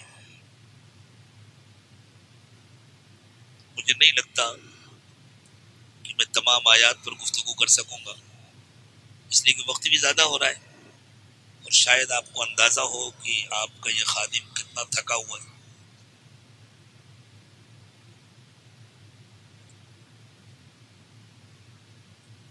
لیکن اللہ کرے یہ سبق آج ہم سب کو یاد ہو جائے کہ اب ہمیں متقی بننا ہے، اللہ سے بھیک مانگنی ہے، محنت کرنی ہے، کوشش کرنی ہے، رکاوٹوں کو دور کرنا ہے، جو وسائل ہم اختیار کر سکتے ہیں وہ سب کرنا ہے، اپنے ایمان کو کامل بنانا ہے، اپنے کو متقی بنانا ہے۔ اگر تقوی نہیں ہے تو ایمان محض دعویٰ ہے۔ تقوی تبھی آتا ہے جب ایمان کامل ہو، اور جنت میں کون جائے گا؟ جس کا ایمان کامل ہوگا وہی تو جائے گا نا۔ آپ دیکھیں جنت میں تو جائیں گے ایمان والے، جو ایمان سے محروم ہوگا وہ جائے گا جنت میں؟ نہیں جائے گا۔ جنت میں جائیں گے ایمان والے۔ اور قرآن پاک میں تلاش کیجئے جنت میں کون جائیں گے، تو پورے قرآن میں پڑھتے چلے جائیے، تقریباً اکثر جگہوں پر آپ کو یہی ملے گا، جنت میں جائیں گے تقوی والے۔ مثل الجنت التي وعد المتقون، آؤ ان جنتوں کا تذکرہ کریں جن کا وعدہ متقیوں سے کیا گیا۔ جنت کی نعمتوں کا اللہ نے تذکرہ کیا، فرمایا ان المتقین فی ظلال وعیون، جنت میں خوب گھنے سائے ہوں گے، خوب ابلتے ہوئے چشمے ہوں گے پانی کے، جہاں خوب پانی ہوتا ہے وہاں اچھے درخت ہوتے ہیں، خوب سایہ ہوتا ہے۔ یہ نعمتیں کس کے لیے ہیں؟ ان المتقین فی ظلال وعیون۔ کہیں اللہ تعالیٰ نے فرمایا وَسَارِعُوا إِلَى مَغْفِرَةٍ مِّن رَبِّكُمْ وَجَنَّةٍ عَرْضُهَا السَّمَاوَاتُ وَالْأَرْضُ أُعِدَّتْ لِلْمُتَّقِينَ۔ لوگوں آؤ جلدی سے ان جنتوں کو لے لو جن کی چوڑائی زمین اور آسمان کے برابر ہے، لیکن یاد رکھنا یہ جنتیں صرف متقیوں کے لیے بنی ہیں۔ یہ میں نے آپ کو چند آیتیں سنائی، پورا قرآن پڑھ ڈالی۔ کیوں؟ جنت میں ایمان والے جائیں گے، لیکن ایمان والے وہی ہوتے ہیں جو متقی ہوتے ہیں۔ جو متقی نہیں ہوتا اسے جلدی سے اپنے ایمان کی فکر کرنی چاہیے۔ اس لیے یہ سمجھنا ہم مسلمان ہیں، اللہ کا فضل ہے، لیکن ہم متقی تو نہیں ہیں۔ یہ ایسے ہی ہے جیسے کہیں ہم زندہ ہیں، اللہ کا فضل ہے، لیکن ہمارے اندر جان تو نہیں ہے۔ تو مشین کے ذریعے کسی کو حرکت دی جائے، چلایا جائے، اسے زندہ کہا جاتا ہے؟ ارے جان نہیں ہے تو زندہ کیسے ہو؟ اور تقوی نہیں ہے تو مومن کیسے ہو؟ اللہ تقوی کی یہ نعمت مجھے بھی عطا فرمائے، آپ کو بھی عطا فرمائے۔ یا ایھا الذین آمنوا اتقوا اللہ، اے ایمان والو متقی بنو، متقی، اللہ سے ڈرو۔ تقوی صرف ڈرنے کو نہیں کہتے، ہماری اردو زبان بڑی محدود ہے، اس لیے اردو میں ترجمہ کرنے میں بڑی دشواری ہوتی ہے۔ اب ہم اس کے سوا کیا ترجمہ کر سکتے ہیں اردو میں کہ اللہ سے ڈرو؟ اسی لیے تھوڑی تفصیل عرض کی گئی۔ تقوی محبت کے ساتھ ڈرنے کو کہتے ہیں، اسی لیے تقوی کا لفظ اللہ کے سوا کسی اور کے لیے استعمال بھی نہیں کیا جا سکتا۔ یہ ڈر صرف اللہ ہی کا ہو سکتا ہے۔ ایک طرف اتنی محبت جس کو اندازہ ہو جائے وہ مر مٹے اللہ پر، دوسری طرف اتنا ڈر کہ اللہ کے پاس جا کر حساب دینا ہے، اور وہاں اللہ کو خریدا نہیں جا سکتا۔ دنیا میں تو عدالتیں خرید لی جاتی ہیں، اللہ کو خریدا نہیں جا سکتا، کچھ لے دے کر کام نہیں چل سکتا۔ اللہ نے فرمایا ان الذین کفروا وماتوا وهم کفار، اگر کوئی نافرمانی کی حالت میں جیا اور نافرمانی کی حالت میں مرا، فلن يقبل من احدهم ملء الارض ذهبا ولو افتدى به، اگر اس کو پوری زمین بھر کر سونا مل جائے اور وہ سونا دے کر اللہ سے کہے اللہ یہ سونا لے لیجئے مجھے چھوڑ دیجئے، فلن يقبل من احدهم، تو ان کا یہ فدیہ، ان کا یہ جرمانہ ادا کرنا قبول نہیں کیا جائے گا۔ اول تو اتنا سونا ہوگا کس کے پاس؟ قیامت کے دن تو سب خالی ہاتھ ہوں گے، لیکن اللہ سمجھا رہے ہیں انسانوں کو، تم جیسے دنیا میں کام چلا لیتے ہو نا، کچھ ٹیبل کے اوپر سے کچھ ٹیبل کے نیچے سے، اور ساڑی کے ڈبے میں RBI میں بنی ہوئی ساڑیاں، کاغذ کی گڈیاں پہنچا کر کے میں زندگی کی حقیقتیں بتلا رہا ہوں۔ یہ ہوتا ہے کہ نہیں ہوتا؟ اس طرح دنیا میں کام نکالے جاتے ہیں۔ اللہ فرماتے ہیں ہمارے ہاں ایسے کام نہیں چلے گا، ہمارے ہاں تو تمہیں بنا ہوا دل پیش کرنا ہوگا، الا من اتى اللہ بقلب سلیم، جو سنورا ہوا بنا ہوا صحت مند دل لے کر کے آئے گا، جو اچھی پاکیزہ زندگی لے کر آئے گا، جو تقوی لے کر کے آئے گا، صرف وہ کامیاب ہوگا۔ ہمارے یہاں نہ زر چلے گا نہ زور چلے گا، نہ طاقت سے کام چلے گا نہ دولت سے کام چلے گا۔ وہاں تو جو عاجزی کے ساتھ جیا اور جس نے اللہ کا کہنا مانا اور اللہ سے محبت کی اور اللہ سے ڈرا، اس کی بھول چوک بھی اللہ معاف کرے گا۔ اللہ یہ نعمت مجھے آپ کو سب کو عطا فرما دے۔ وہ بہت خطرناک دن ہوگا جس دن ہماری پیشی ہوگی اللہ کے پاس، وَلْتَنظُرْ نَفْسٌ مَّا قَدَّمَتْ لِغَدٍ، اللہ کہتے ہیں ہر ایک کو ہر وقت اس پر نظر رکھنی چاہیے کہ اس نے کل کے لیے کیا تیار کیا ہے۔ وَاتَّقُوا اللَّهَ، لوگو اللہ سے ڈرتے رہو، ان اللہ خبیر بما تعملون، تمہارے ہر کام کو اللہ خوب جانتے ہیں، تم اپنا کوئی کام اللہ سے چھپا نہیں سکتے۔ انسانوں کے بنائے ہوئے کیمرے تو روشنی کے محتاج ہیں، روشنی ہو تو وہ تصویریں لیتے ہیں ورنہ نہیں لیتے، پھر ان کو مٹایا جا سکتا ہے، ان کو ڈیلیٹ کیا جا سکتا ہے۔ اللہ نے جو پوری کائنات میں کیمرے لگا رکھے ہیں ان کو روشنی کی بھی ضرورت نہیں ہے، وہ روشنی میں بھی ہماری زندگی کو ریکارڈ کرتے ہیں، وہ تاریکی میں بھی ہماری زندگی کو ریکارڈ کرتے ہیں، اور ان کو کوئی مٹا نہیں سکتا، ان کو کوئی ڈیلیٹ نہیں کر سکتا۔ سب کچھ معلوم ہے اللہ کو، ان اللہ خبیر بما تعملون، تم جو کچھ کرتے ہو اللہ اس کو خوب جانتے ہیں۔ اس لیے صرف ایک راستہ ہے کامیاب ہونے کا، صرف ایک راستہ ہے کامیابی کا، اور وہ یہ ہے کہ اللہ سے ڈر ڈر کر جیو اور محبت کے ساتھ اللہ کا کہنا مانو۔ وَلَا تَكُونُوا كَالَّذِينَ نَسُوا اللَّهَ فَأَنسَاهُمْ أَنفُسَهُمْ، ان لوگوں کی نقل مت کرو جنہوں نے اللہ کو بھلایا تو پھر اللہ نے ان کی عقلوں پر پردہ ڈال دیا، وہ ہر کام اپنے خلاف کرنے لگے، گویا اپنے آپ کو بھول گئے۔ آج پوری دنیا میں مسلمانوں کا یہی حال ہے، اللہ کو بلا کر خود تباہی کو دعوت دیتے ہیں، اور دنیا میں تباہی آئے یا نہ آئے آخرت کی تباہی تو یقینی ہے اللہ کی نافرمانی کرے۔ جو اللہ کو بھول جاتا ہے اللہ اس کی عقل پر پردہ ڈال دیتے ہیں، پڑھا لکھا ہوتا ہے، سمجھدار ہوتا ہے، لیکن بے عقلی کی باتیں کرتا ہے، بے ناسمجھی کے کام کرتا ہے۔ وَلَا تَكُونُوا كَالَّذِينَ نَسُوا اللَّهَ فَأَنسَاهُمْ أَنفُسَهُمْ، ان لوگوں کی نقل مت کرو، ان کے جیسے مت بنو جنہوں نے اللہ کو بھلایا تو اللہ نے ان کو ان سے بھلا دیا۔ چونکہ ہم سب امتی ہیں حضرت محمد صلی اللہ علیہ وسلم کی، اور حضرت محمد صلی اللہ علیہ وسلم اللہ کے محبوب ہیں. ہمارے لیے حضور اکرم صلی اللہ علیہ وسلم نے بہت آنسو بہائے، بہت رو رو کر دعائیں مانگی ہیں. تو اللہ ہمیں ڈرا تو رہے ہیں، لیکن ڈرانے کے ساتھ ساتھ بہت محبت کے ساتھ کہہ رہے ہیں تم میرے نبی کی امت ہو، تم سے یہ امید نہیں ہے کہ تم یہ غلطی کرو گے. بتلائے دے رہا ہوں میں، یہ غلطی مت کرنا، ان لوگوں کی نقل مت کرنا جنہوں نے مجھے بھلا دیا تھا اور پھر میں نے ان کو یہ سزا دی کہ ان کی عقلوں پر پردہ ڈال دیا، ان سے خود ایسے کام کرائے جو ان کے خلاف تھے. سوچو، فرعون بنی اسرائیل کا پیچھا کرتے ہوئے بحر قلزم تک پہنچا تھا، ریڈ سی تک. فرعون دریائے نیل میں نہیں ڈوبا تھا. پتہ نہیں یہ جہالت کہاں سے چل پڑی ہے، لوگ سمجھتے ہیں فرعون دریائے نیل میں ڈوبا تھا. فرعون دریائے نیل میں نہیں ڈوبا تھا، فرعون ریڈ سی میں ڈوبا تھا، بحر قلزم جس کو کہتے ہیں.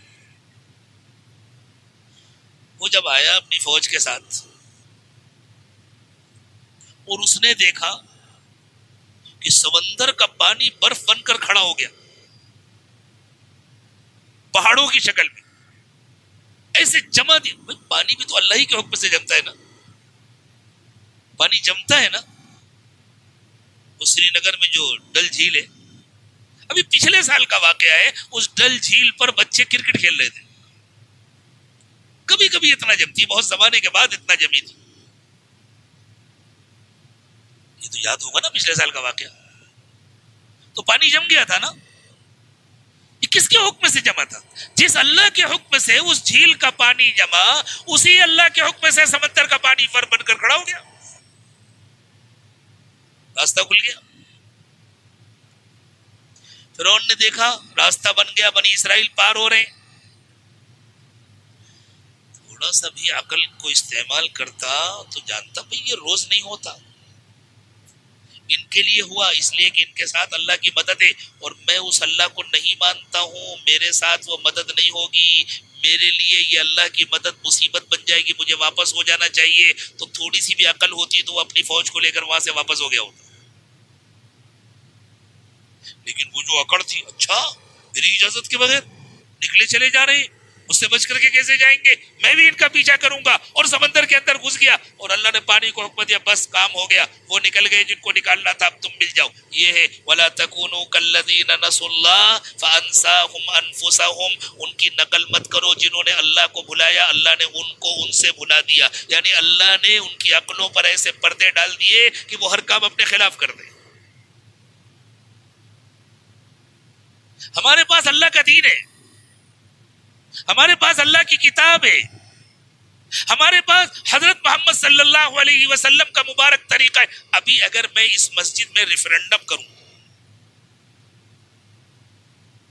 اور لوگوں سے پوچھوں یہ بتلاؤ سب سے اچھی زندگی کس کی، محمد صلی اللہ علیہ وسلم کی یا کسی اور کی، ایک ووٹ بھی اس کے خلاف پڑے گا کہ سب سے اچھی زندگی حضرت محمد صلی اللہ علیہ وسلم کی ہے؟ کسی کا ووٹ ہو تو بتلا دے. کوئی ایک ووٹ بھی اس کے خلاف پڑے گا؟ چلے میں آپ سے سوال کرتا ہوں، اگر آپ مجھے سوال کرنے کی اجازت دیں تو. ڈر بھی لگتا ہے کبھی کبھی کہ لوگ ناراض نہ ہو جائیں، بھائی پڑھے لکھے لوگ ہیں، سمجھدار لوگ ہیں، ہم تو مسافر ہیں، باہر سے آئے ہیں آپ کے یہاں. اجازت ہے میں آپ سے سوال کر سکتا ہوں؟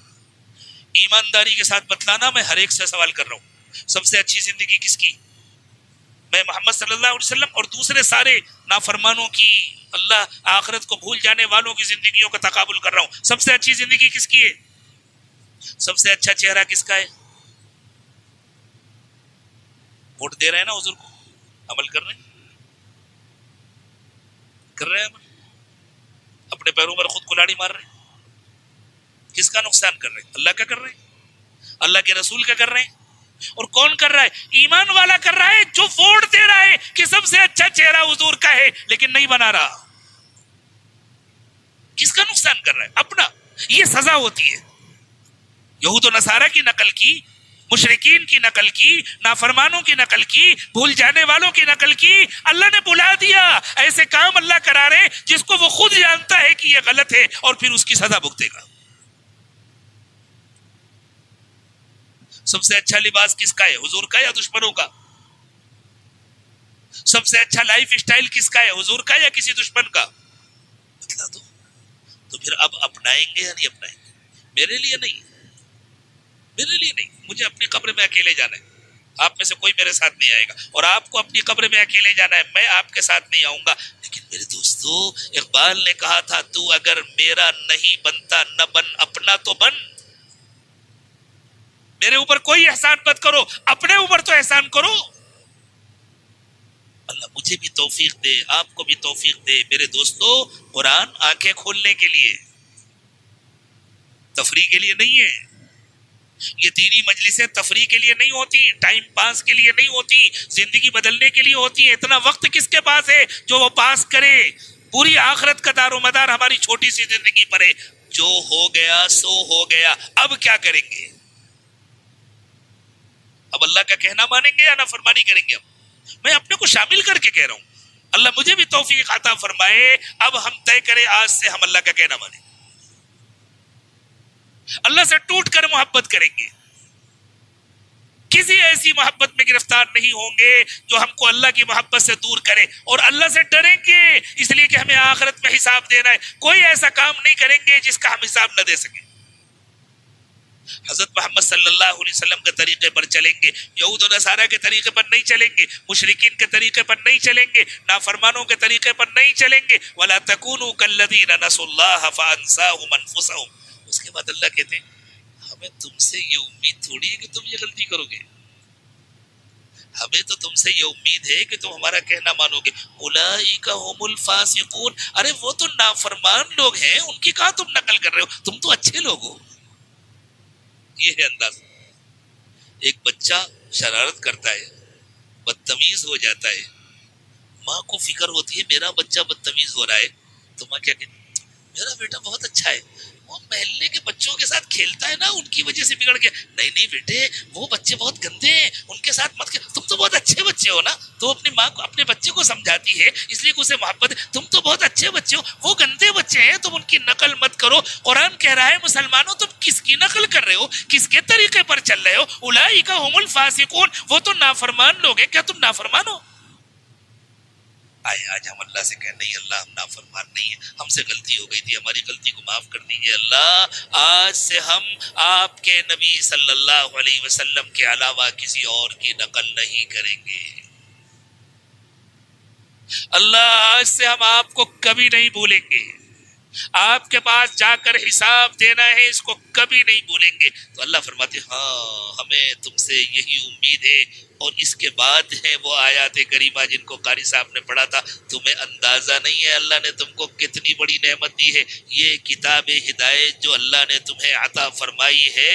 لو انزلنا هذا القرآن على جبل، اگر ہم نے کسی پہاڑ پر اس قرآن کو اتار دیا ہوتا، لرأيته خاشعا متصدعا من خشیت اللہ، تو تم دیکھتے کہ اللہ کے ڈر سے وہ پہاڑ بیٹھ جاتا، پھٹ جاتا. اس کو سنبھالنے کی طاقت تو ہم نے صرف انسان کو دی ہے. اور ایمان والو ہم نے کتنا بڑا انعام دیا تم کو کہ تمہیں قرآن جیسی کتاب ہدایت عطا فرمائی. اس کے بعد بھی اگر تم اپنی آخرت نہ بنا سکو تو پھر تم سے زیادہ حسرت کس پر ہے؟ اللہ اس حسرت سے میری اور آپ کی حفاظت فرمائے، اور اللہ ہم سب کی دنیا بھی بنائے آخرت بھی بنائے. آپ نے بڑی محبت کے ساتھ ان گزارشات کو سنا، آپ کا میں شکر گزار ہوں. لیکن صرف سن لینا کافی نہیں ہے. اگر ہم کوئی فیصلہ کیے بغیر چلے گئے اور اپنی زندگی بدلنے کا ارادہ نہیں کیا تو یہ مجلس بھی قیامت کے دن ہمارے لیے مصیبت بن جائے گی. اللہ کرے کہ یہ مجلس ہمارے لیے مصیبت نہ بنے، اللہ کرے کہ یہ مجلس مصیبتوں سے بچنے کا ذریعہ بنے. اس لیے اب ہم سچے دل سے توبہ کریں. توبہ کے کلمات پڑھائے جا رہے ہیں، سب سچے دل سے توبہ کریں. اللہ آج تک جو ہو گیا معاف کر دیجئے، ہم آپ کے کمزور بندے، آپ کا احسان ہے آپ نے ہمیں توبہ کا موقع عطا فرما دیا. جو سلسلہ عالیہ نقشبندیہ میں داخل ہونا چاہتے ہیں، بیعت کرنا چاہتے ہیں، وہ ساتھ ساتھ بیعت کی بھی نیت کریں. جن کو نہیں بھی کرنا بیعت، توبہ تو سب کے لیے ضروری ہے. توبہ کرو، زندگی بدلو. اللہ میری بھی زندگی بدلے، آپ کی بھی زندگی بدلے. ساتھ میں پڑھیں بسم اللہ الرحمن الرحیم. لا الہ الا اللہ محمد الرسول اللہ صلی اللہ علیہ وسلم.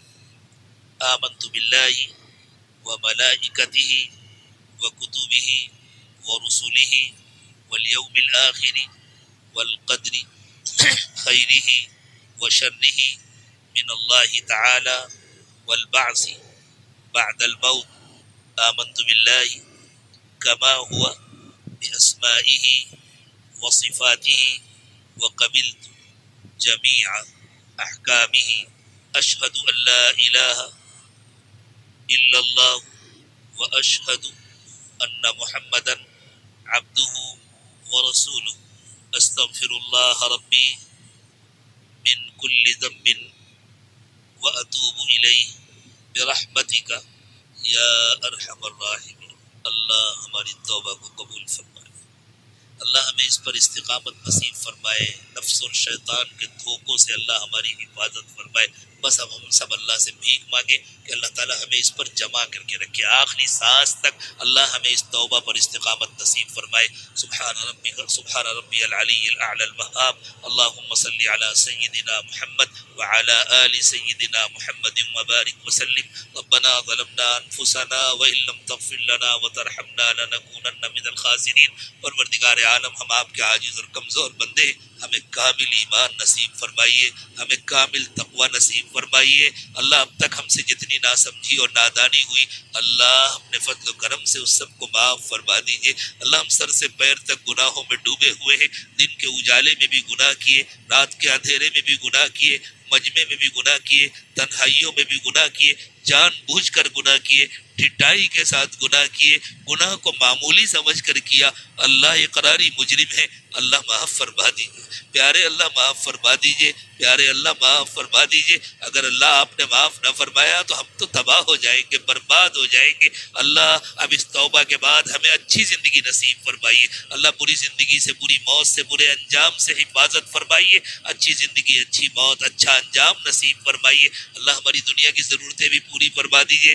اللہ جیسے آپ نے پیروں کے نیچے اور سر کے اوپر سے ہماری حفاظت کا انتظام کیا، اللہ دشمنوں سے بھی ہماری حفاظت فرمائیے، حاسدین کے حسد سے حفاظت فرمائیے، نفس اور شیطان کے فتنوں سے حفاظت فرمائیے، جادوگروں کے فتنوں سے حفاظت فرمائیے، سازش کرنے والوں کے فتنوں سے حفاظت فرمائیے۔ اللہ بڑی سے بڑی طاقت بھی آپ کے مقابلے میں کوئی حیثیت نہیں رکھتی، اللہ ساری ظالم طاقتوں سے ہماری حفاظت فرمائیے۔ اللہ ہمارے دنیا کے کام بھی بنا دیجئے، ہمارے آخرت کے کام بھی بنا دیجئے۔ اللہ ہماری قبر کو جنت کی کیاری بنا دیجئے۔ اللہ قبر کی تنگی سے، قبر کی تاریکی سے ہماری حفاظت فرمائیے، پل صراط سے گزرنا آسان فرمائیے، حضرت محمد صلی اللہ علیہ وسلم کی شفاعت نصیب فرمائیے۔ اللہ اٹھنے سے پہلے ہم سب کی مغفرت فرما دیجئے۔